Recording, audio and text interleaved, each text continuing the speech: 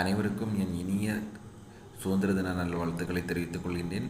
இந்த 79வது சுதந்திர தின விழாவை கொண்டாடும் இந்நாளில் நாம் நம் தலைவர்கள் அனைவரையும் நினைத்து பார்க்க வேண்டும். ஏனென்றால் நாம் இன்று நல்ல ஒரு சுதந்திர காற்றை சுவாசிப்பதற்கு மிகவும் காரணம் பல்வேறு தலைவர்கள் பல போராட்டங்கள் அறவழியிலும் ஆயுத வழியிலும் பல்வேறு வகையில் மேற்கொண்டு பலர் உயிர் நீத்தார்கள், பலர் சிறைச்சாலை சென்றார்கள், பலர் காயப்பட்டார்கள், பலர் கஷ்டப்பட்டார்கள், பல்வேறு இன்னல்களை அனுபவித்தார்கள்.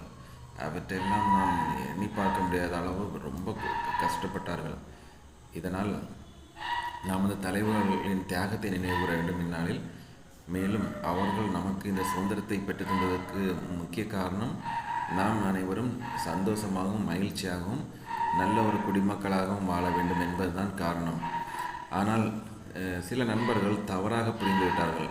நான் சிறந்த குடிமகனாக வாழ வேண்டும் என்றால் டாஸ்மாக் கடையில் போய் நன்றாக ஆல்கஹால் குடித்து மகிழ்ச்சியில் வாழ்பவர்கள் தான் சிறந்த குடிமக்கள் என்று பல்வேறு மக்கள் கருதுகிறார்கள். அது அவர்களுடைய அறியாமை. சிறந்த குடிமக்கள் என்றால் கல்வி, ஆன்மீகம், அறிவியல், அரசியல், கலை, விளையாட்டு என அனைத்து துறைகளிலும் தன்னால் இயன்ற பங்களிப்பை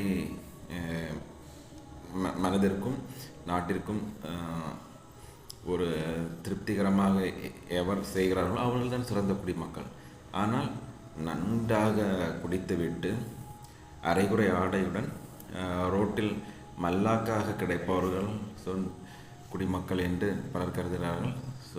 எனவே நாம் பெற்ற சுதந்திரத்தை பேணி காத்து நம் நாட்டுக்கும் நம் தலைவர்களுக்கும் பெருமை சேர்ப்போமாக. நன்றி, வணக்கம்.